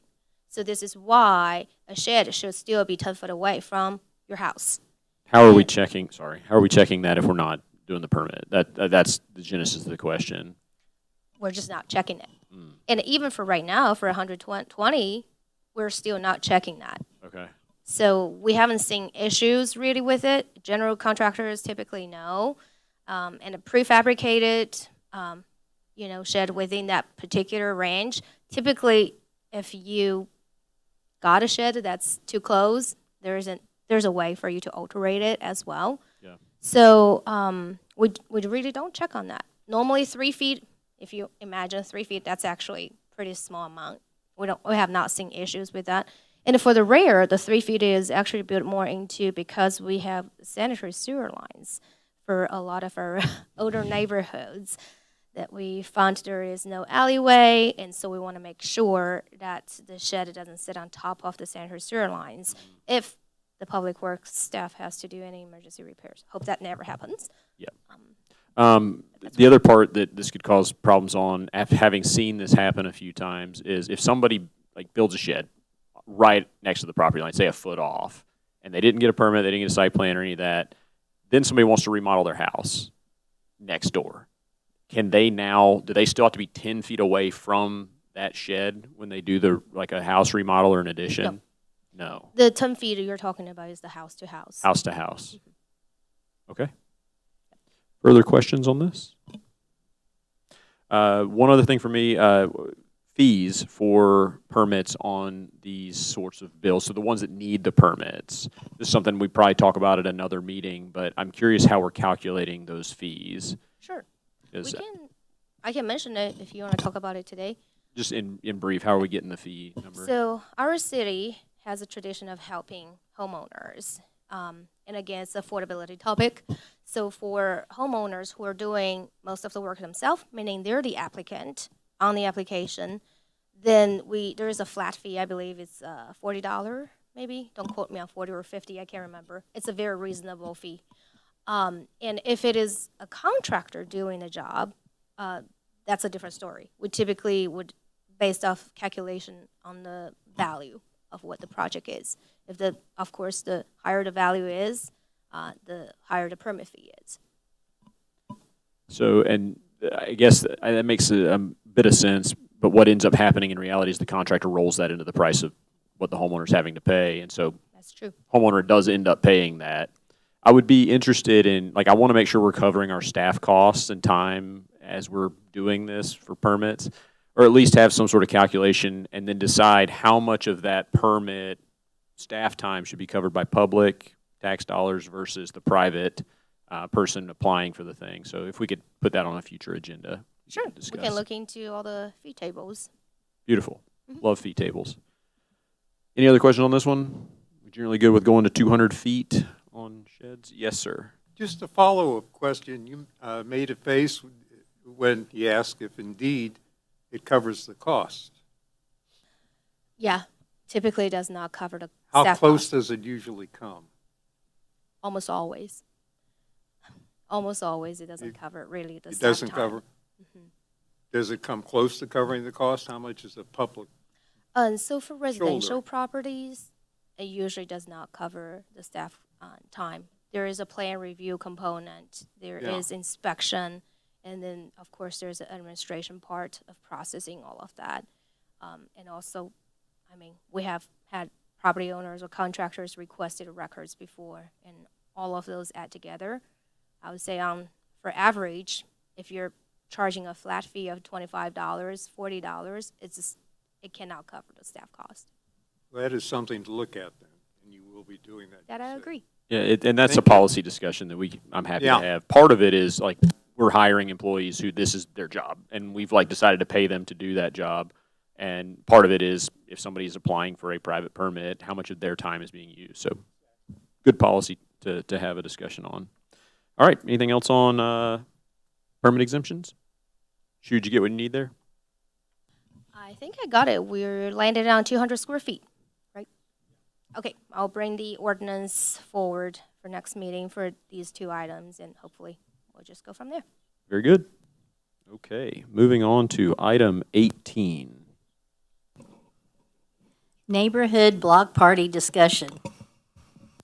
Okay, neighborhood block parties are a lot of fun, and so we have had some interest from our apartment friends who want to have parties. Mike, do you want to Yeah, take what you worked on? just a quick, I will say, as of last week for fiscal year '25, we had spent, or it might have been 2 weeks ago, we had spent just under $2,000 for neighborhood block parties. We did increase the budget for this coming year because they are getting more popular. There was discussion back in April about neighborhood block parties and apartments and how to incorporate and all that. We did also put in this year's budget $12,000 for what we called ward parties, $3,000 per ward. With part of the idea was also to help include the apartments, maybe have the ward parties there. Or so I wanted to remind council of that as the discussion goes on tonight. But with what I think we went up to 4,000. Yeah, we increased the budget to 4,000 for fiscal year '26 for neighborhood block parties, and like I said, then the additional 3,000 per ward for big ward parties. Yep. So the genesis of my ask on this one was there was a block party on 25th, and they put out an open invite to the city. And one of the folks I met there lives at 23rd and Swift Apartments and said, "Hey, I'd love to do this at my apartment complex, and how can we make that happen?" And I tried to remember where we landed during that discussion about apartment block parties and couldn't really remember because I don't think we came to a final conclusion. And so that's part of the genesis of this is how do we help them have the similar benefit to a person who lives in a single-family home. And I think one of the ideas that got floated was one party per 100 units. I think that was floated out there, rounding down. So if you got 320 units, you'd get 3 block parties, for example, $400 each. And then we would need to figure out, would the apartments be willing to put a space up to allow them to host because there's not a block, there's not a street to close down, or would we need to just allocate an adjacent street to that apartment complex and let them have that, or a parking lot or something that's public for them to use? Using 23rd and Swift as an example, could we close down a portion of, what's the one behind, is it Clay or Buchanan, 25th? Yeah, or 25th. 25th, find the one that's of the least, perimeter. yeah, because there's, in a grid layout, there's always going to be a pass-by option. So council thoughts on how we define this and how we can encourage our apartment friends? Councilmember McGrone. So I kind of like what is being proposed. I have a couple of questions, and I'll get to kind of go through this. But I like the idea of limiting it to one party per 100. If we could get or a cooperation with the apartment complexes, I think that would be the best way for those to be facilitated. So if they could if the person who wants to throw the block party could let the apartment complex know they want to throw a block party, and then the apartment complex could know, yeah, we've got 3 left, and then the apartment complex makes the request on behalf of that person, I think that would be a lot easier for all of us to handle. And I like limiting it to 400 per block party. I like 800 for a combined. I don't really know what a ward party is. I think this is the first time I've ever heard of that. Who coordinates that? What is that about? I think I might have missed that discussion. Yeah, that's something that we, Kim and I had talked about, and it was part of one of the budget discussions about the $12,000 budget line number. Ideally, it would be a quarterly, pick a ward, throw a party, but we're still in the concept phase. It's budgeted for, but hasn't been fully fleshed out. Okay, I'm a little hesitant to budget for something that we don't know what we're going to use it for. Yeah, it's and using, 12,000 isn't a small number. Yep. Yeah, it's in the budget. Yeah, and it's budgeted as an aspirational thing. Like, this is setting money aside. If we spend it doing something that we've all agreed is a good idea, good. If not, it goes back into the general fund at the end of the year. Okay. All right. It's not forcing us to spend it. It's just setting that money aside and allocating for. And we have not put the first one together yet. No, it was envision instead of a block or a couple blocks or an apartment. It's the whole ward where both council members from the ward would be there, and maybe even others, but just an opportunity to bring everybody out. Yeah, and take the planning burden off of any specific resident. But not polished yet. I think my hesitancy is I'm not a party planner. And so if there's an expectation that Tom and I are going to need to get together to throw a party for our ward, or else we're going to be out the money for our ward, I'm scared. No, the great benefit you have is that Councilmember Bailey is the consummate party planner. So you're in good hands. Ward 2 is all set. No, it would be planned at the staff level and facilitated that way. Councilmember Saper. One of the proposals, if the apartment complex could not, in fact, provide a space, that we have it, again, at an adjacent street, or maybe Mackin Park. I really don't like the Mackin Park proposal because proximity is important. Yep. You want to be with your neighbors in your neighborhood, which is in the community center of the complex or in an adjacent street. So I just like to get that out there. We don't want Mackin Park. Yeah, 100%. It's also like the wandering out factor. As things start to grow, I've watched this going to a number of the block parties as people were invited, but they didn't see the invitation, or for some other reason they forgot, and so they'll just wander out and be like, what's going on? And then somebody hands them a burger, and now they're best friends. And it really has been cool to watch that happen. So, and there's a novelty of like getting to play in the street, putting out cornhole boards and, meeting people. So like I do think whether it's at a common space in the apartment complex, which would have to run through apartment management. Hopefully they'll be on board, or closing down a street that's adjacent and not particularly disruptive. Now, places like Sunny Hills might be a little more difficult to coordinate a full street. Now, there are streets that run through there, but finding those options. Councilmember Bailey. I think if we're going to be doing this, I've gone to several of these block parties. I have appreciated the fact that everyone that I've been to has been open not only to people directly on the block, but also people from nearby wander over and get to meet each other and, oh, I live on the other side, that kind of thing. I would like to see us have an more open concept so that they would shut down a street. So someone adjacent to could meet with these folks. If it's strictly within the bounds of the apartment complex, then I believe they would also need to seriously consider letting other members of the public come in to visit. So if it's the 23rd Street, apartments, well, then maybe if the person on Clay and 23rd wanders in, that'd be a reasonable thing. So keeping them as open and inclusive, if we're using city funds, would be, in my mind, the best option. I do think we should shut down a street whenever possible. Yeah, and that's part of the stipulation is you must invite everyone in the adjacent housing. So you don't have to invite people on other streets, but if they come in, they come in. We're not barring them out. It's just they'd have to kind of wander over. Yeah, and I don't want, if we lock it inside an apartment complex, then it substantially decreases that natural instinct to kind of want to wander in.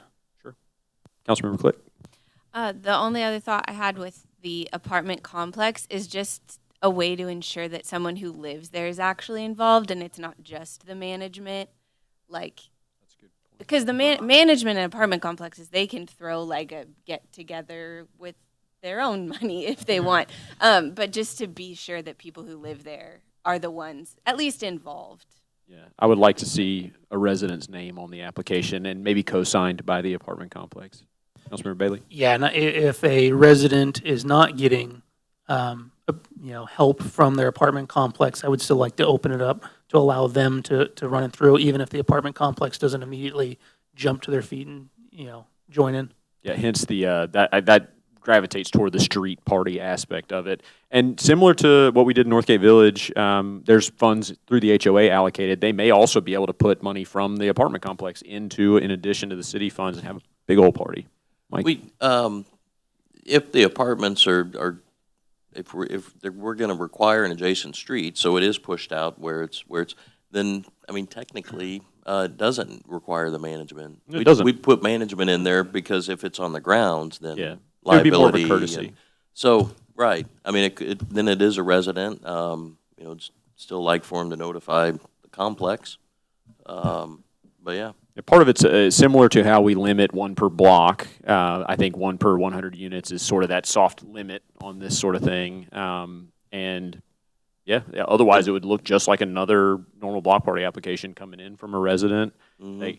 They got to figure out a way to get the word out. Hopefully they got an internal server so they can invite their friends at the apartment complex.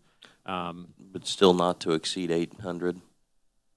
No, I would say 400 for these. Unless 400 for an apartment complex. 400 not per 100, but if one of the complexes has 262 units, they can have 2 parties at 400 each. Okay, yeah, that's what I meant. A total, but not combining them. Like I know we're doing like Erie's doing a party where they take 2 blocks and combine them, and they got one long party. Doing that at the apartment complex would be tricky because then you could just have one person say like I'm going to cash in 2 parties and get $800. I'd rather see it 400 per occurrence so we get more chances for engagement, if that makes sense. So not allowing thinking through right now, we'd have to know what units or building or what did it represents. We just track. Yeah. So like using 23rd and Swift as an example, they would get up to 3 per year, and if we get 3 requests, the next one won't get funded until the following year. Anything from this side? Councilmember Alvarez? Just quick comment, even if we don't require the apartment management to necessarily approve or go along with it, then I feel like we should at least make sure they're notified. So. Yeah. Okay. They get invited too. Yeah, there you go. Anything else? Councilmember Click? resident or if like homes like Erie Street can combine, why couldn't apartment complexes combine? I wonder if like you can't really plan on how many people are coming if it's an apartment complex potentially. Like if you're trying to plan for food, you're like, okay, this many people live here. I don't know. It's hard to guess how many people are coming, and I'd hate for there to be like, oh, this is a huge hit, and like everybody's coming, and then they only had $400, and I guess part of it's experimental, and maybe we'll just see. But what if a bunch of people come? Yeah. I mean, no, it's a fair question. I think we run the experiment this year and see if we get just flooded with too many people, which is a good problem to have. And maybe be flexible, like if somebody ended up having to spend more or like run to the store because too many people showed up, we could help with that. Yeah. Just be fun. Yeah. Anybody else? Got what we need there? All right. So we can respond to our friend at 23rd and Swift and get that party planned. Very good. Moving on, item 19. YMCA membership usage report. Okay, I'll take this one. So we have a usage report. It was in PDF form, which is unfortunate because I wanted to slice and dice this data. Have not had a chance to go through and do a deep dive like I wanted to. But as I'm scrolling through, I see that there are some absolute all-stars on here that are just at the facility every day. Very proud of you. Looking at you. I think Adam Roberts is one of those people. Well done. There's also a lot of people that are 1, 2, 3 times up to, less than 10 in the last 6 months. And that is the city funding half of their membership I got the rates here. I don't have the rates. I had hoped to have more data on this one, so we may have to push the discussion off to a future meeting. But the long and short of it is I'd like us to take a look at how much money we're spending on folks who aren't going to the facility, and then decide if that's something we want to continue doing or if it's something we want to set a limit and curtail with a once every quarter, once every 6 month check. Any thoughts on that at this point? Councilmember Fitzgerald. Again, I'd want to see the numbers a little bit, but just first gut impression is, maybe like a clean cutoff is just if there's a membership with 0 uses over a 2-month span to just end it. And, the way this is set up through the city program with the Y is these are all no contract. You can go back and sign up, the day you'd want to go back for the exact same rate. So there's no, financial penalty to that, and it would cut off, city spending money on something that's not being used fairly timely, I would think. Yeah, and the idea is we're spending about $10,000 a month on this program. That is us paying half. And again, haven't been able to slice and dice, but it looks like roughly half of the people are using it less than once a month. And that's a fairly substantial amount of money to pay for people to not be going. But we'll have better data at the next meeting. We can have a more fruitful discussion. Any questions or thoughts before we start cutting that data apart up to pieces? I'd like to, if we could de-identify that data, I think that would be a lot better. That's fair. I feel very uncomfortable with the data that's currently out there. I think we need to remove it from our website. I Pull don't the think it names should have. off? Yes. Yeah. That's yes. fair. I think that there are a lot of risks that we could be potentially exposing members to. I don't know how that passed any muster as far as being put up there, but yeah, please remove it. We will. And de-identify, and either you can provide us with that data that we will not share, or de-identify, remove the names and just include the member numbers. We can we can use a member number. It's what we've done since we got into the program with them when we shared the list every month, but that absolutely, we can take the names off and just assign even a different number so it's not. Yeah. That's certainly a fair ask. This is their member ID, so we can even, absolutely. Yeah. And we really don't need to know the name attached. There's no, I get what you're saying. There's no personally identifiable information other than the name versus there's no credit card numbers or anything like that attached that we could take. But some people don't want you to know that they're like me going to the gym just a couple of times. or not going with it. There you go. Ooh, about that. Very good. Very good. Yeah. I don't think that was about me, but it could be. Very good. So yeah, we'll talk about it next time. We'll just get a sanitized report with just some raw data. Very good. Just let's say go with the rate that's being paid, so we can calculate some dollars off of that, and then how often they've gone. And we don't need member numbers or names attached. All right. Further thoughts on this one? Okay. Moving on to item 20. Discussion regarding public transit. Public transit. Okay, I'm going to give a little update. I had a meeting last Monday? No, yeah, last Monday with members of the KCATA leadership team, Frank White III, Deb Herman, and Tyler Means. Yeah, Tyler Means. I can never remember his last name. And Mike and Kim and anybody else? Did you mention Frank White? Yeah. Yeah, Frank White III. And then Frank White's not assistant, but executive. So we had a discussion about a number of things, acknowledging that they're trying to solve a difficult problem in a very urban, sprawled Northland area. Mentioned that IRIS has been a big struggle for all the Northland cities, both on reliability and on funding side. As prices have gone up, subsidies have fallen away. It's been a big struggle for the Northland cities, and many have moved away from that. They mentioned that they're going to try to shore up IRIS within Kansas City North. They're trying to keep that going. Beyond that, we talked about development dollars being rolled in, and they said that that's not the case, that there are not transit-oriented development dollars being rolled into the rate we're being asked to pay, that was a misstatement at the meeting, so we got that clarified. And then we talked about the reality of we're trying to do two things at once. We're trying to provide people a way to get around the Northland in a sprawled out urban area, to open the Northland cities from Liberty to Parkville and across. That is where the option for guest arose, and Liberty cut that ribbon today, I believe. Gladstone's in, and Parkville and Riverside are both working on contracts. That is a real way to open the Northland and potentially offer flex transit within North Kansas City. Beyond that, we talked about the fixed route and the cost associated with that. So right now, the numbers are roughly $800,000, and we don't have clarity yet still on what fares will do and what the state and federal money will look like. They're supposed to be doing their best to get us those numbers as soon as humanly possible to see what the net cost on fixed route would be. And they're also looking at all sorts of creative ways to fund it, partnering with sponsors and other businesses, and ask for our assistance if we can find help with that, reaching out to big employers, the hospital potentially, Harrah's, a number of their employees are using fixed route and other services through the KCATA. So it was a good discussion. I walked away with a good impression of how they're trying to grapple with this very complicated situation.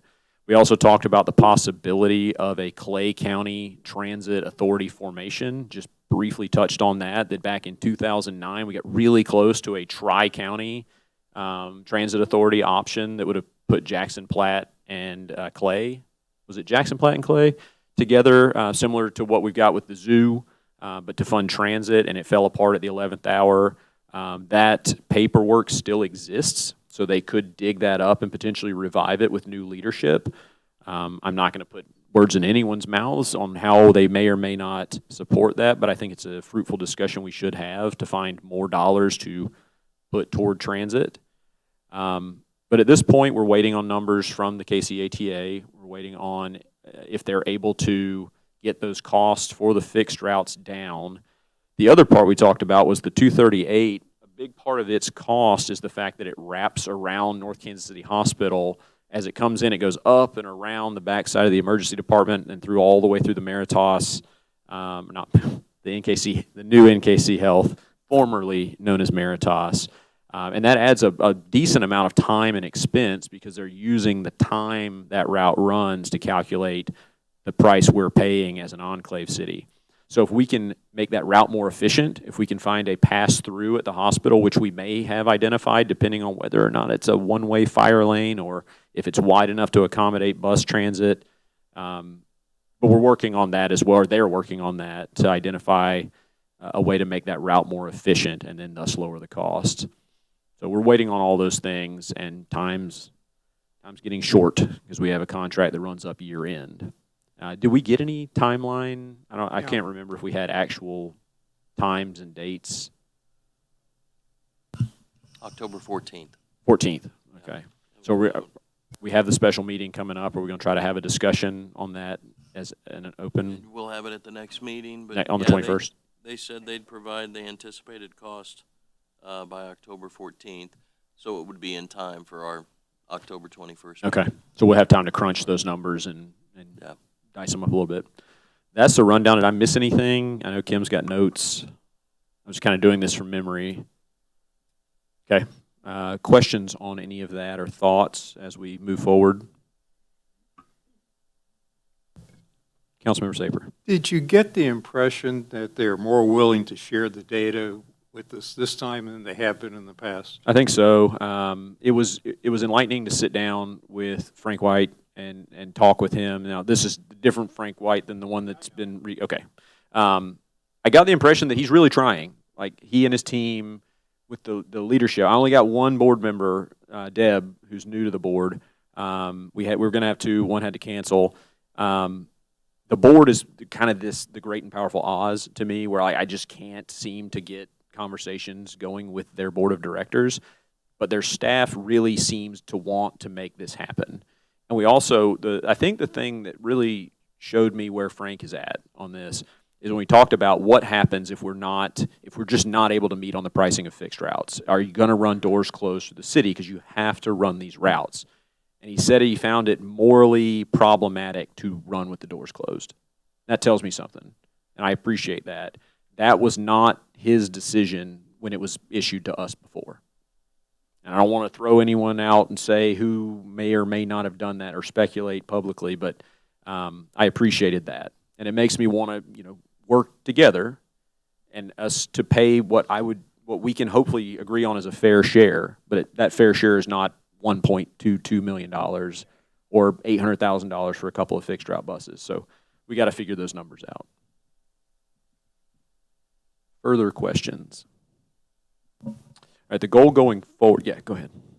I just kind of want to, we were informed about some context, people reaching out to people on previous IRIS lists, asking them to rate IRIS well and to rate guests negatively, regardless of actual feelings on the message. So if someone in the public gets that, just be aware that there is another actor out there sending these out without necessarily a basis for doing so. Yep. We're unclear on where this is coming from, but if you see negative reviews popping up on guest services, read them with a wary eye, similar to like Amazon reviews from competitors. And if if Iris gets oddly rosy reviews in the near term, also be aware of that. I'm not going to speculate where that's all coming from, but just know. And if you get asked, it's a little strange that that's happening. The goal now is to have kind of the dual track where we can provide flexible services throughout the Northland and fixed route services that connect us to the greater metro and especially south of the river. Okay. Anything further? Moving on to item 21. Consideration of an ordinance regarding amendments and additions to financial code provisions. Bill number 7939, ordinance number 9736. Mike.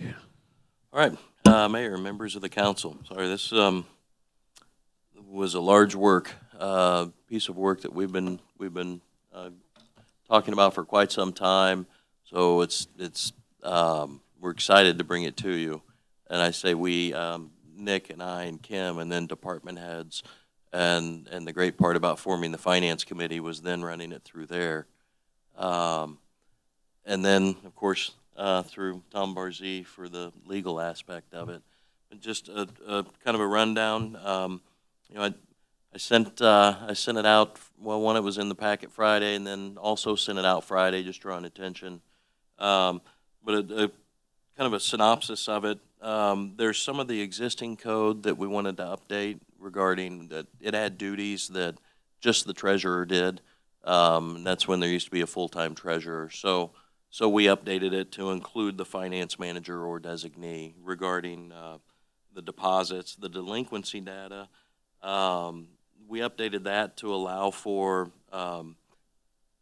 if a timeline for fees is provided otherwise in the code, that it states, we updated it to reflect that. It could be business licenses or, because the old code says, or the current code says January 1st.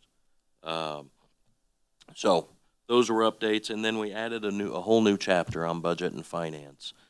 This is something we want to do. It includes reserve funds, it includes investment policies, but it establishes definitions, roles, reporting responsibilities, adds requirements for monthly and annual financial reporting, rules for budget preparation, amendments, and transfers. As I mentioned, the reserve funds, and then the investment policy. I will say on the investment policy, there's strict guidelines from the state that we have to abide by. That's where these came from, state through our investment manager with Commerce. But we had to mirror that portion.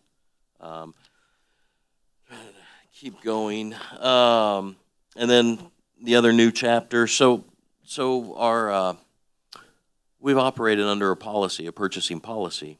Our code has a reference to the purchasing policy. Our code has referenced the 2006 policy since 2006. There have been updates by resolution since that time, but the resolutions don't change code. So that's part of, we talked about it and decided let's put everything into code so it's only one place. We don't have to go back or future us's don't have to remember to update it in two places. That's why the ordinance and all that. So while we did have a reference to a purchasing policy, this chapter 312 is new in a sense because now it's all within the code. But it goes over purchasing, procurement, transfers, and sales, modernizes what I would say our purchasing policy, or what is the policy now, as I mentioned, goes back to 2006. So we're more in line with peer cities, but everything from approval thresholds. We've added in an ethics conflict of interest rules for everybody, employees, and it includes the council and the mayor as well for any purchases you might make, most likely training or whatnot, but it's in there. And then allows my position limited authority on contracts with a threshold safeguards. Again, similar to peer cities, and then outlines our procedures for RFPs, RFQs, construction project delivery methods. It's much more comprehensive than what we've had, but that's the gist of it. It's, as you saw, a 32-page section. I apologize. A lot went into it, but yeah, questions if anyone has. Councilmember Saper.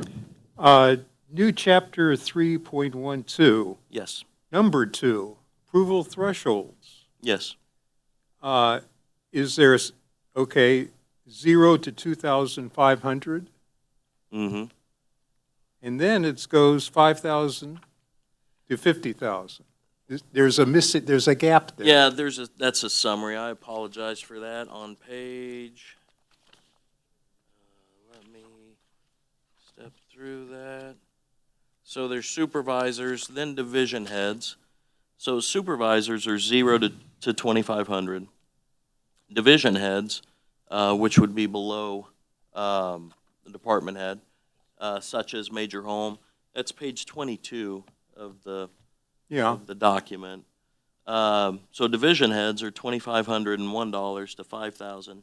Department heads are 5,000 to 15,000. And then a finance manager and the deputy city administrator, $15,001 to 20,000. City administrator, $20,001 up to 50,000. Anything greater than 50,000 is the city council.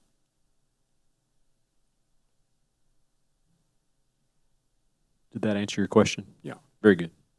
And for this, I think this is good for general, but if we get into projects, when we will, in the coming years that number in the tens of millions, water, sewer, and all that stuff, I think those approval thresholds could get higher on a project-specific basis per council action.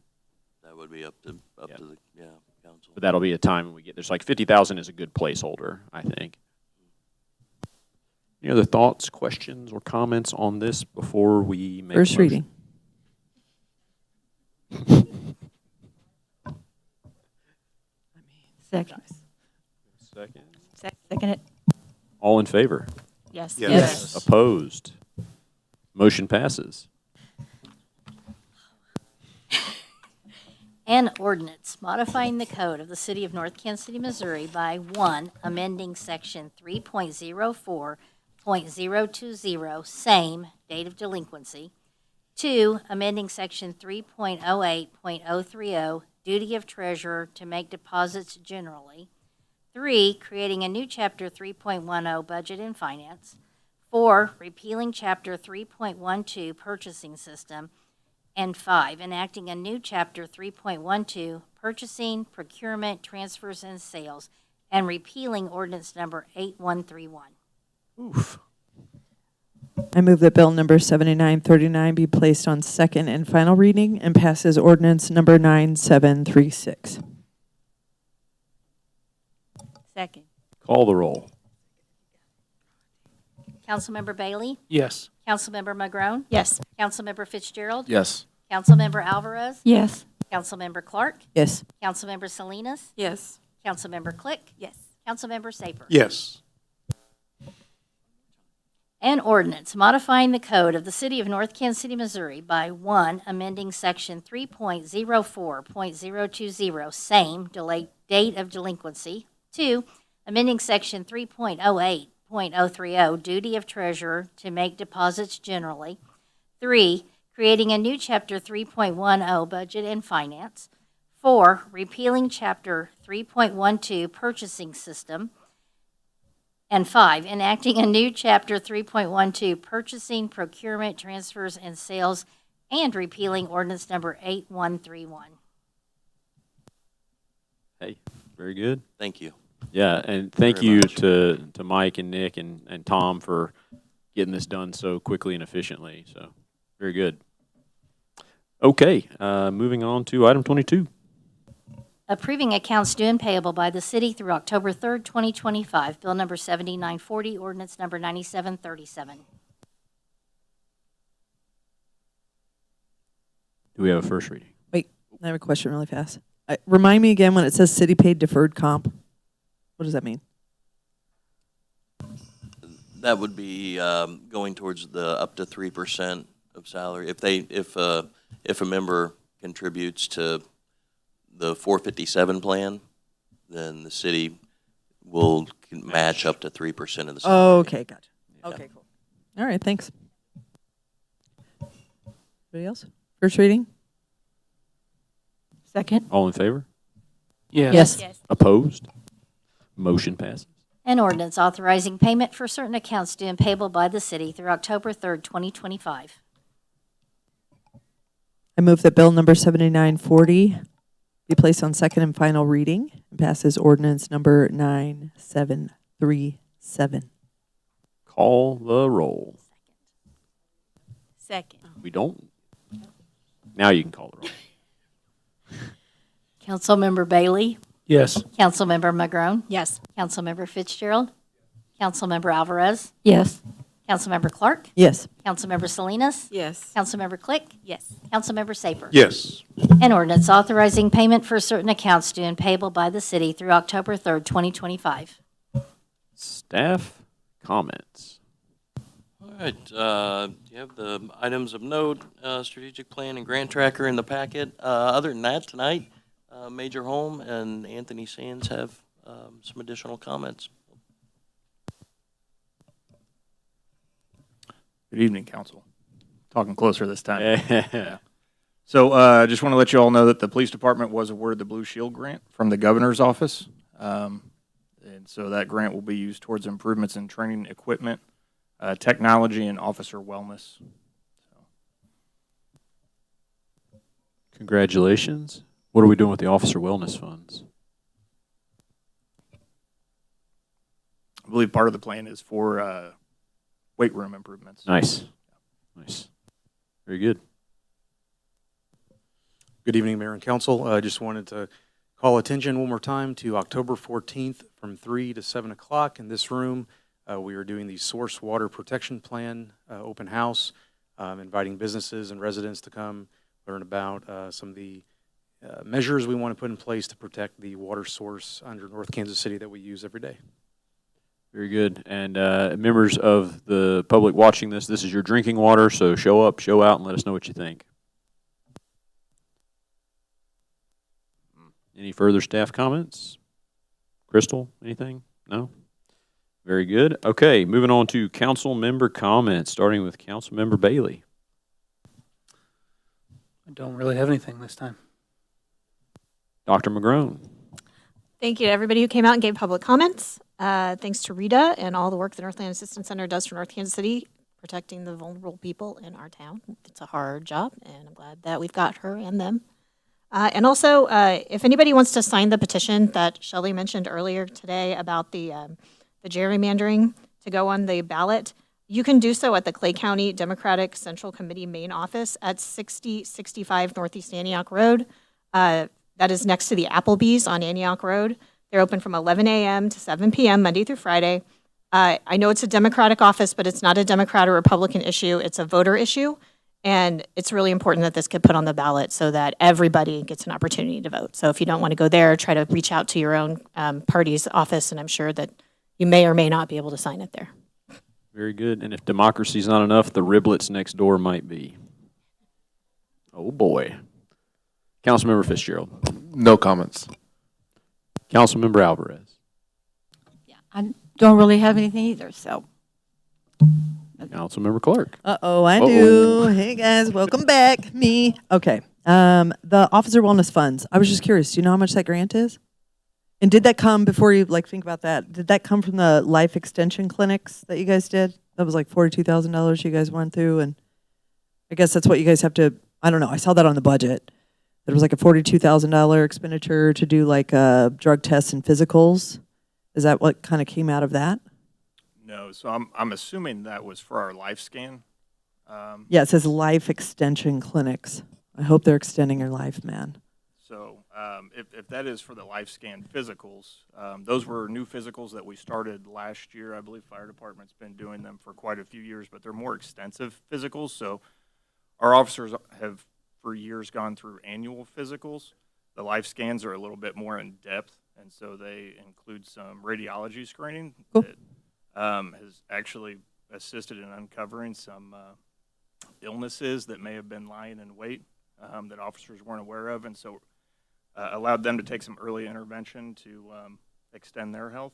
As far as the Blue Shield program goes, that's a program through the governor's office, where cities meet certain stipulations and agencies meet certain stipulations. They can be awarded up to $50,000 through the governor's office. I think the total grant funds were around $10 million. Nice. They ended up awarding across the state. Awesome. Thanks. Thanks for a little detail, and good job extending your life. Harris, thank you for all that you do for our community. Thank you, Shelley Carmen Brown, for your work in promoting and protecting our democratic process. Parks liaison stuff. Basketball courts are a hit, guys. I got really fun texts and calls and people with positive messages. It was very exciting. Everybody's super stoked to see so many people enjoying that space and interacting, and the benches were a big call out. They're like, good job on the benches. I'm like, I didn't do it, but I'll take it. Also, Theo Funderman III brought the idea to the Parks Board to partner with the city and the school district to explore a renovation to the existing field behind the Norclay building, creating a home field for the soccer games that are now being played kind of at the dilapidated field that exists at Northgate Middle School. So it's just something to maybe put on the radar, maybe as a discussion item. I think that could really attract a lot of people that attend these games. They could attract people to our town to have like a home base, like the football games, and do that with soccer and with track. The track needs a little work too. I know the middle school uses the track, but I think for high school, I think just making those improvements, just exploring what that opportunity would look like. And I think that's all I have. Thanks. Councilmember Salinas. I also just want to thank everybody that came out. I do encourage also people to reach out to Shelley or go to the website and sign that petition. Also, thank you, big shout out to Rita. She does amazing work. I did have the privilege of going to her fundraiser, and she raised like over $1,400 in 2 hours. So I encourage anybody to go to her fundraiser events. She does them twice a year. And that's about it. Councilmember Click. Hello. To follow up with what Beth said, there's a CEAC meeting on Thursday. So come on down, anyone and everyone. Excited for that to continue moving along. Block parties. Ward 1 has a block party on October 11th. So if anyone wants to come say hello. I think we did 2 blocks together. So there's going to be bounce house. It'll be fun. They always are fun. Do block parties, everybody. And then Shelley, thank you again for coming out with that petition.